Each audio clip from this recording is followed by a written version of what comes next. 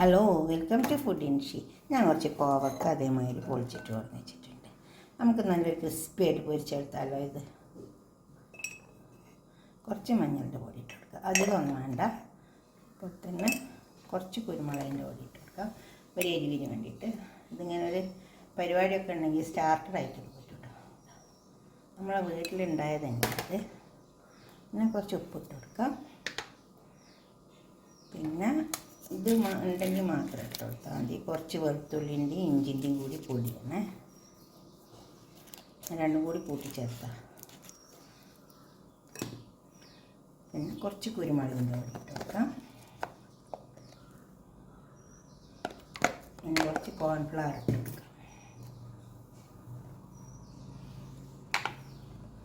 കുറച്ച് വെള്ളം ചേർത്തിട്ട് നന്നായി കുറച്ച് വെള്ളം ഒഴിച്ച് കൊടുക്കുക. നന്നായി ചേർത്തെടുക്കുക. നല്ല ക്രിസ്പി ആയിട്ട് പൊരിച്ചാൽ കഴിക്കാൻ നല്ല ടേസ്റ്റ് ഉണ്ടാകും. ചൂടാറുമ്പോൾ കഴിക്കണം. കണ്ടോ, അപ്പോൾ അത് കുഴച്ചെടുത്തിട്ട് നമുക്കിത് എണ്ണയിലിട്ട് പൊരിച്ചെടുക്കാം. ചൂടാറുമ്പോൾ കഴിച്ചാൽ മതി, നല്ല ടേസ്റ്റ് ഉണ്ടാകും. കണ്ട, ഞാൻ പൊരിച്ചെടുക്കാൻ വേണ്ടിയിട്ടുള്ള ഓയിൽ നല്ലോണം ചൂടായി വന്നിട്ടുണ്ട്. കുറച്ച്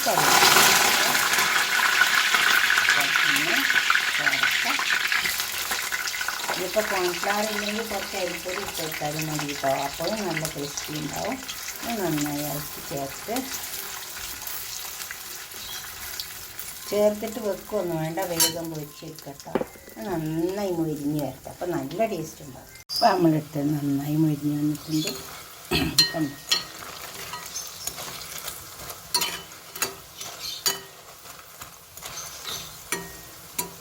കോവക്കൊക്കെ കിട്ടുമ്പോൾ ഇങ്ങനെയൊക്കെ ഒന്ന് ചെയ്ത് വെച്ചോട്ടെ, നല്ല ഉണ്ടാവും.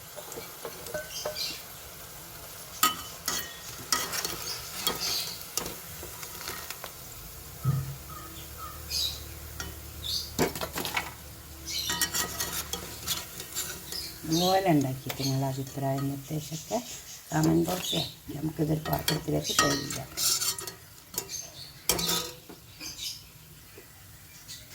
ഇപ്പം ഞാനൊരു പാത്രത്തിൽ കൊടുക്കാം. നല്ലതല്ല, നല്ല മൊരിഞ്ഞിട്ട് നല്ല ഓരോ എന്താ പറയുക, ചൂടാറുമ്പോൾ കഴിക്കണം, അപ്പോൾ നല്ല ടേസ്റ്റ് ഉണ്ടാവും. ഇതുപോലെ ഉണ്ടാക്കി വയ്ക്കാം കോവക്ക കിട്ടിയാൽ. ഇനി ഇതുണ്ടാക്കിയിട്ട് നിങ്ങളുടെ അഭിപ്രായങ്ങളും നിർദ്ദേശങ്ങളൊക്കെ കമൻറ്റ് ബോക്സിൽ അറിയിക്കുക. ലൈക്ക് ചെയ്യുക, ഷെയർ ചെയ്യുക, സബ്സ്ക്രൈബ് ചെയ്യാത്തവരൊക്കെ ചെയ്യുക. അടുത്തൊരു വീഡിയോ ഇട്ട് നമുക്ക് പിന്നെ കാണാം. ബൈ. കോവക്കൊണ്ട് 1-2 വിഭവങ്ങളൊക്കെ ഇതിൽ ഉണ്ടാക്കിയിട്ടിട്ടുണ്ട് കേട്ടോ. നോക്കണേ, ഉണ്ടാക്കി വെച്ചാൽ